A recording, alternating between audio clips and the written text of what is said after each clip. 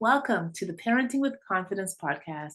I am your host, Teresa Alexander Inman, board certified behavior analyst and infant toddler developmental specialist. Today, I would like to welcome Andy Lidstone. Andy became a life coach after having a few negative experiences with other life coaches and decided that he wanted to help people that the others refused to help. He is committed to helping people who have slipped through the cracks of the systems designed to help them.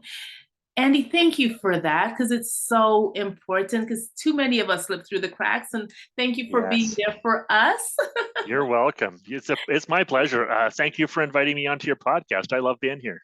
Thank Oh, you. wonderful. Yes. And I'd love to discuss that very important topic of boundaries because I have had Yeah, boundary issues. And if, you can help us with that, that would be wonderful.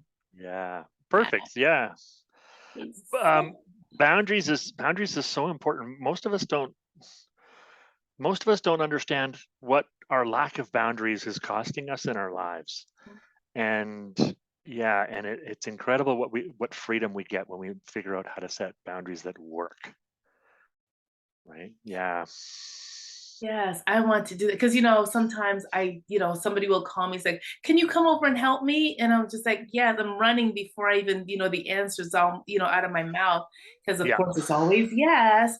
And my Of course it husband's is. like, it's okay to say no, and I'm doing better at it, but I am not there. I have not arrived yet. Andy, help me. Yeah, I'm with you.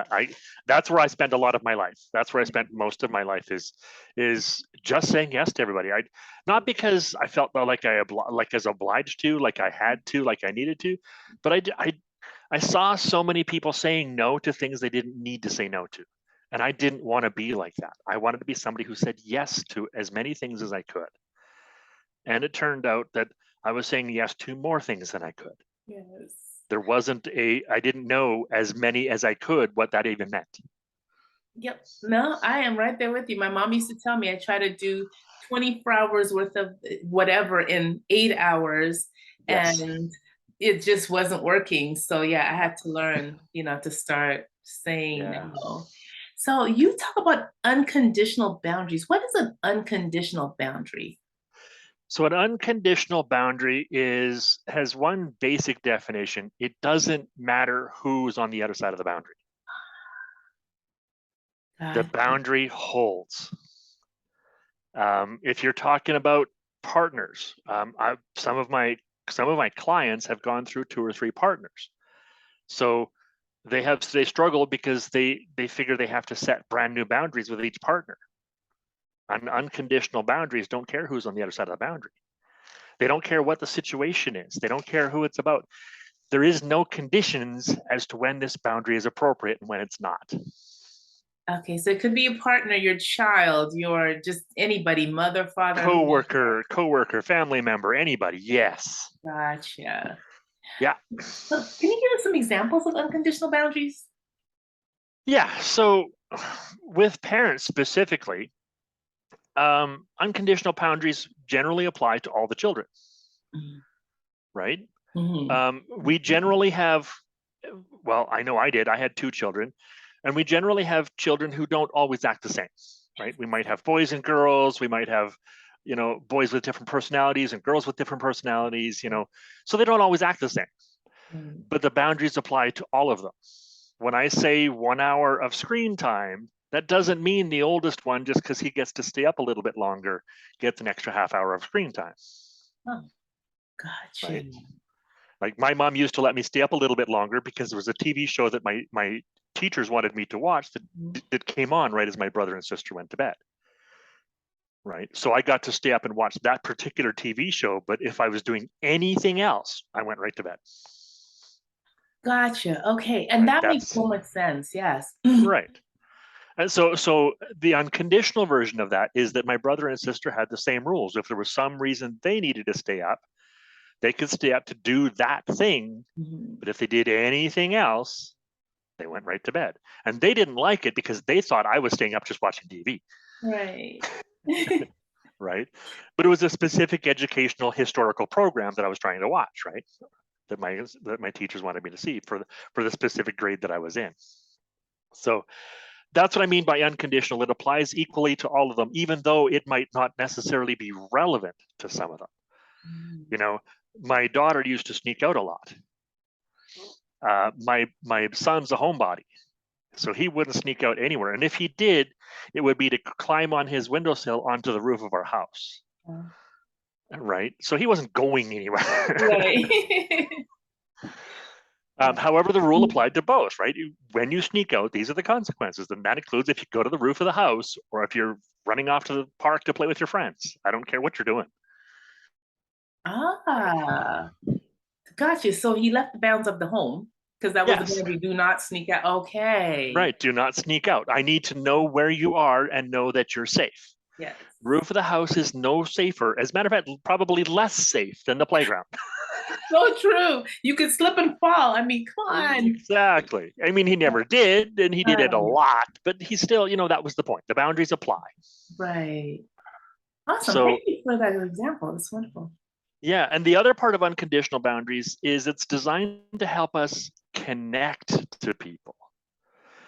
Most of us put boundaries to protect ourselves from harm, but I've discovered that boundaries can actually be an educational tool to teach people how we prefer to be treated rather than these are the rules I need you to follow. Gotcha. Yeah, because Right. when we think about boundary, we do think of separation. We don't think of Right. connection. Right. How to separate myself from those people who are dangerous. And there is relevance to that. So when I'm talking about boundaries, I talk about boundaries and barriers. Those are both a version of boundaries. The barriers are those hard ones, protect me from harm, make me safe. I have a barrier between somebody who's carrying a gun and myself, right? Yes. I don't want that person, coming near me or pointing his gun at me. However, if it's just my friend and he's a bit upset, I'm not going to put a barrier in place. I want to connect with him. So I might say, while you're yelling at me, I don't want to be around you. But if you can stay calm, I'd like to help you deal with your anger. Right? Yes. And that's a great tool for children to use Yes. because that happens so often. And if they can learn to put up those boundaries, well, it's such a healthier way to Yes. handle situations than Yes. getting upset and storming off. And then your friend, now you're both upset at each other and nobody knows why. Right. Right. So, And while those scenarios are required on occasion, the vast majority of the time, what's more useful is a tool to help them learn what's acceptable, what's not. And that's what I use boundaries to do, to teach people what's acceptable and what's not. And not just by saying, this isn't acceptable and that is acceptable. I mean, you can do that, but that's not as helpful as you might think. right. Yes, I agree. So yeah, that's what I try and do is I help people use boundaries to inform those around them, their children, their spouse, their coworkers, people they meet on the street. Inform them how they prefer to be treated. And the secret there is with a boundary, it's a preference. With a barrier, it's a demand. So give us an example of what that would sound like. So with my children, I would say, I'd like you to do the dishes, right? Or clean your room or some other such thing like that. So I would say, and I would say, I'd like you to clean your room and eat. And sometimes I would communicate this second part and sometimes I wouldn't. But the second part would be, if you clean your room, this is how I might respond. I might give you a kiss and a hug, or I might, let you snuggle with me on the couch for a couple of minutes or half an hour or something like that. Or I might come into your room and play with you for a little while once your room is clean, right? There's 2 or 3 things that I will choose to how to respond when they do what I ask. Gotcha. And there's 2 or 3 ways that I'll respond when they don't. So I might remind you that I'd like you to clean your room. I might take away some of your privileges, not rights, like not the ability to exist or eat supper, but privileges, right? You don't get to have your phone for half an hour, but I do know your phone is critical to communication with you and your friends. So I'm not going to take it away for a day or a week, but I will take it away for an hour or, a couple of hours. I might, I might say that you don't get to go and do this thing you want to do until your room is clean, right? It trains them that there is a result I've pre-chosen for when they give me what I want, and pre-chosen for when they don't give me what I want. Therefore, whichever happens, whether I'm happy or whether I'm angry, I can process my emotional reactions separate from the choice that I've made as to how I want to have what my actual reaction is, what my physical reaction is. So that's what it is. It's about having some pre-decided ways to react. And sometimes I tell them about them and sometimes I don't. Eventually my children learned that they didn't have to know there was going to be good consequences and there was going to be bad ones. Right. Yeah, because in life we don't always know what the consequence is going to be, and I think that's Correct. good because it prepares them for life. Because Yes. not everything's always known, so That's that right. element of surprise or just not knowing is, I should think, in a lot of ways a good thing for children. Because someone's like, well, what are you going to do if I do this, or what are you going to do if I do that? You find Right. out after. It's a surprise. Right.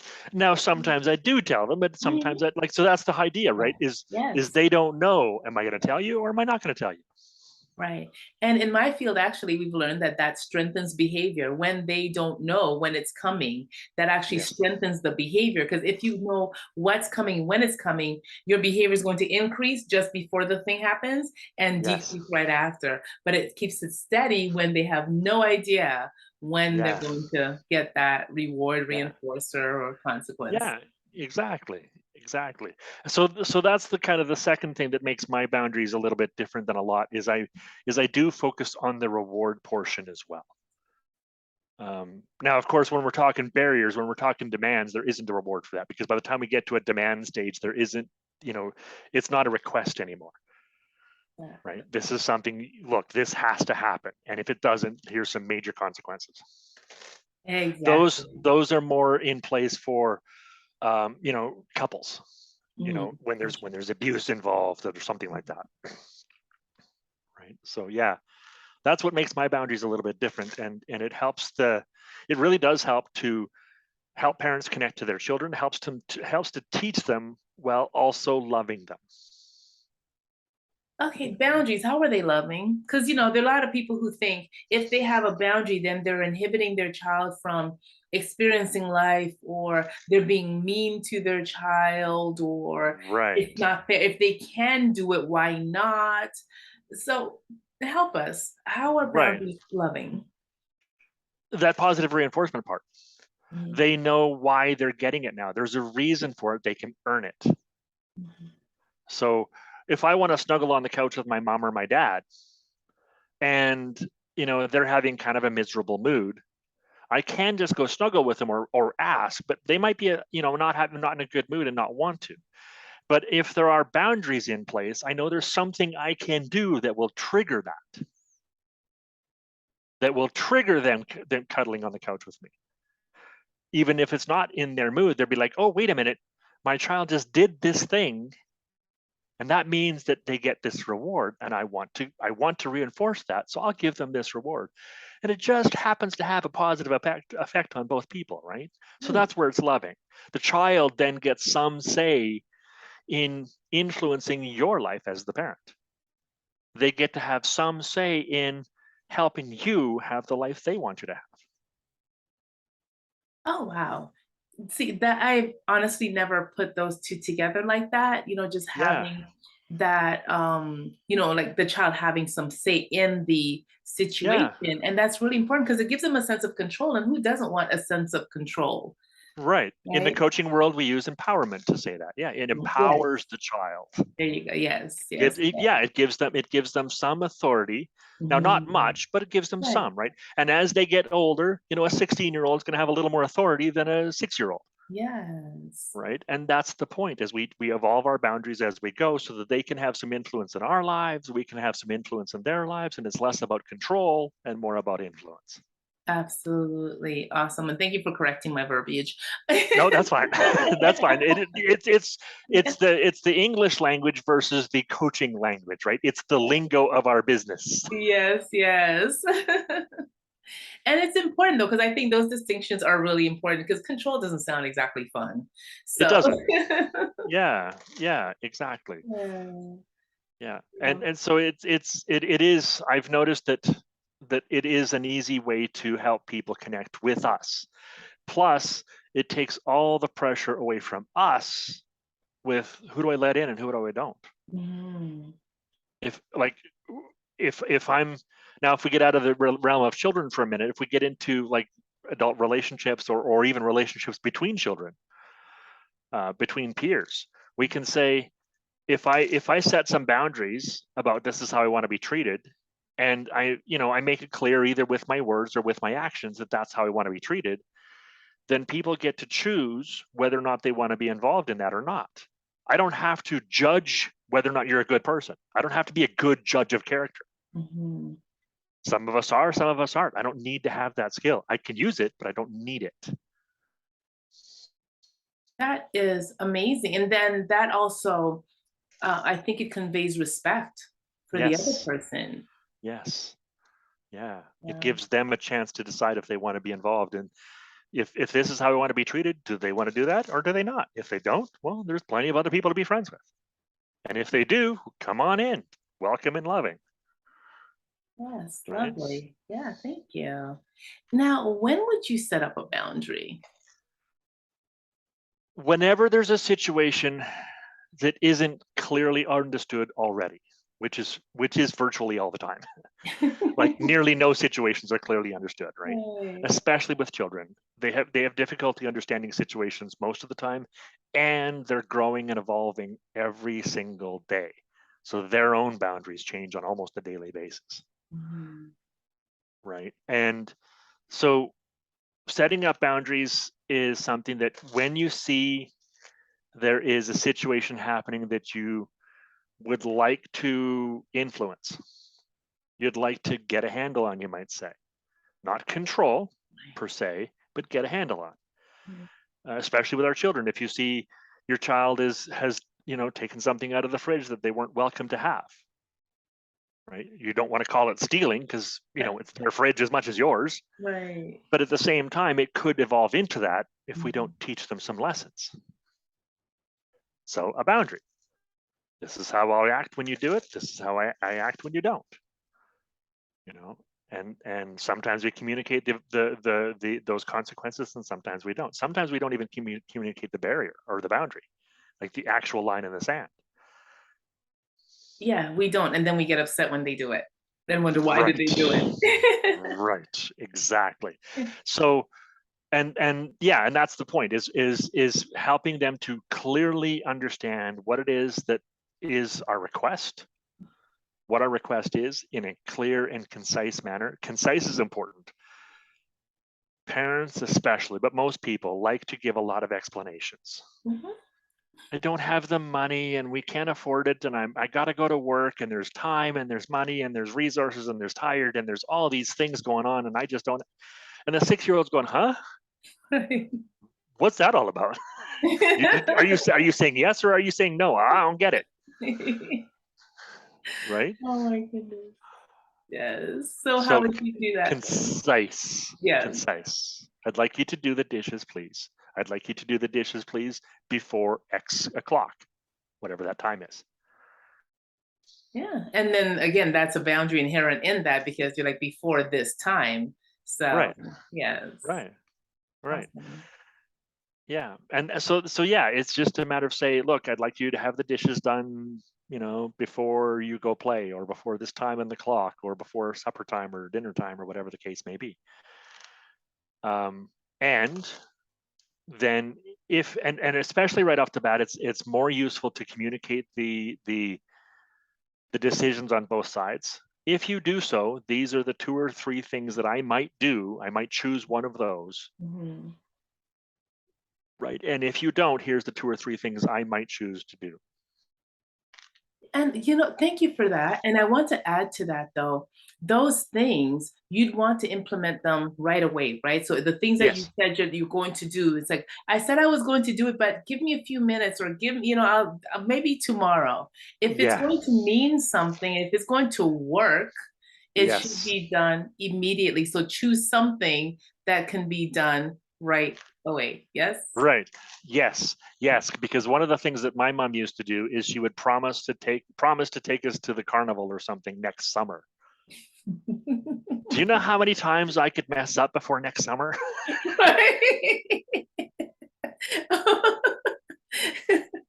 So So even though I might have earned it 30 times, right, I was taking it away from me 50 times. So right, yes. And that's why I like those things, like the rewards that you stated, because they don't involve anything else. I don't have to get, correct. a hug, a cuddle, something like that. And of course, it's not the only time that you're going to get hugged and cuddled, but you'll get Right. extra hugs and cuddles Right. because of that. So I Exactly. really like that. So I don't have to go to the store and get you something.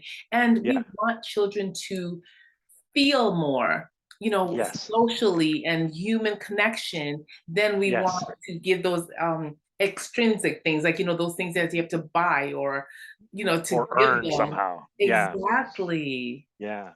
Yeah. Although we do want to do those on occasion as Hmm. well, it should Yeah, not be the norm. That's right. yeah, And exactly. the other thing too is pay attention to how your kid best receives love. Yes. Some kids receive it through a kiss and a hug. Some kids receive it through playtime. Yeah. Some kids prefer it learning. They want you to teach them something. I had a couple of very intellectually thirsty children. Yeah. Thankfully, they had a couple of intelligent parents, so we could satisfy that most of the time. But as they got older, we're like, you got to go over here to get that. I'm sorry. Right, yeah. Right. And it's, I love that because children, we're social beings. Yes. And as much as we can make those rewards a social, put a social aspect to it instead of you can have a half an hour more on your phone. Let's make it something that increases the interaction so we can continue to build that connection with our children and Yes. develop Yes. beings who enjoy socializing and Yes. yeah. Yeah. And to that point, if you can have a half an hour more on your phone, sometimes the time they want on their phone is connection with their friends. Gotcha. Right? Sometimes it's being on social media, it's texting, it's watching videos, it's interacting in a way that we never did as children. That's I true. mean, we didn't have their stuff. Right. So some of their social connection looks different than ours, and it's important to recognize that. Right. I also wanted to bring up a point you said earlier about giving those rewards, even though we give them all the time, like the kisses and the hugs and the snuggles and all. We give that all the time. I want to go back to the point that I said earlier, that sometimes when we give them as rewards, it gives them a way to earn it, to tell you, I want one. Yeah. Because sometimes they want to come up and say, when they're 3 or 4, they come up and say, I want a hug or pick me up or let's snuggle. But when they're 16, Hmm. that's a little more uncomfortable. True. So if they just do the thing they're going to know that they know is going to earn them one, and it might be something they haven't done since they were 8 years old, right? But they just want a hug, so they'll do that thing and they'll get the hug. Right, and they don't have to ask for They it. don't have to ask for it and feel embarrassed asking for it, Genius. right? Yeah. I've spent some time working on this. Oh, awesome. Well, you've crafted it. I know everything is a work in progress. It However, certainly is. yeah, It certainly is. very cool. So, Andy, as our time winds down, is there one thing that you want parents to leave this session with? Yes. That is, boundaries are much more useful as connecting devices than as punishment devices. Boundaries can help your child feel loved, connected, needed, wanted, desired, valuable. And with so many parents struggling to have that connection with your children, Mhm. Boundaries are a very easy way to do that as long as you use them in an appropriate way. Wonderful. And how can people get in touch with you? I'm on Facebook at facebook.com/unconditional coach. Mhm. You might notice the unconditional branding. Yes. Um, that's right where I am right now. I also have a website being built currently, so it might be live by the time this gets published. It's unconditional-coach.com. Awesome. And you also have a podcast, yes? I also have my own podcast called Unconditional Boundaries. You can Oh, find that nearly everywhere. awesome. So, people, get in touch with Andy. Learn more about boundaries because they Yeah, are vital. I mean, and also boundaries keep children safe. they So, do. please, Yeah, you know, they do so. craft some boundaries, discuss some boundaries, get them up. They do keep, show your children love through boundaries. Because so often, I Yeah, mean, and the reason I wanted you, Andy, is because I've seen it so often in my work that there are no boundaries or very few boundaries. And I was just like, I don't know if that child feels loved or safe because that's there right. are no boundaries. They don't, boundaries give the child a set of rules that they can predictably follow with a predictable set of results. Like it almost makes life into a board game. And the Right. problem is with a lot of parents is we don't give them that predictability.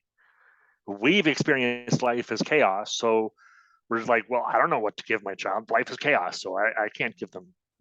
Boundaries are that tool, and if they learn boundaries early enough, they'll never lose them for life. So true. Yes. And start young, please. Yes, start young. 2-3 years is not too early. Yeah, and you're not taking away their fun. That's right. You're So giving them a way to influence your life. wonderful. You're Yeah. empowering them, as Andy said. Yes, that's correct. Awesome. Well, Andy, thank you so much for your time, for your wealth of knowledge. It's just very much It's been a appreciated. pleasure. It's been Uh, a pleasure. Thank you very much for having me. I love this conversation. Thank you. Me too. I'm just like, oh, and it's ending. But maybe we can do it again sometime. Maybe we could. I would love to be back on the show. Yay! All right. I'll remember you said that. Please do. I would love to. This is a wonderful conversation. We can't have it enough times. Thank you. No, so true, because it's such an important topic. It is. All right. Thank you, sir. Be blessed. You too. Thank you. You're welcome.